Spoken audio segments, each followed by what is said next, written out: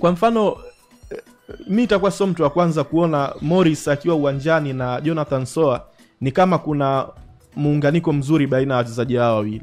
Morris kuna mipira huwa ambayo anaiweka kwenye njia ya Jonathan mara kwa mara. Lakini toka waonyeshe hicho kitu, mara ngapi Pantev amewapa mechi kwa pamoja wawili.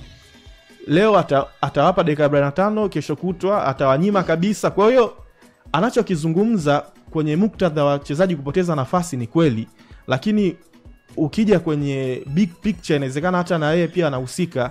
Hao wachezaji ni wapi alitakiwa kuchagua first 11 yake, hii ndio ya kwenda nayo. Hao ndio wachezaji ambao nitawaamini, ambao wakipata mechi za mara kwa mara watatengeneza. Yaani mfano kwenye safu ya ushambuliaji akapimba na Mukwala na Mwalimu na Soa na kwenda na nani? Nani ananifaa?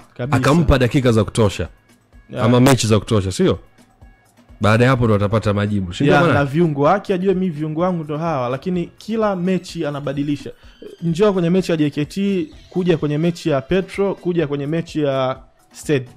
Angalia eneo la kiungo kuja kwenye eneo la washambuliaji, kila siku tofauti. Kwa uwapi wachezaji muda wa kuzoeana na kutengeneza chemistry na wa kusahihisha makosa yao. Kwa hiyo anachokizungumza ni kweli, lakini inawezekana yeye mwenyewe pia anakichangia.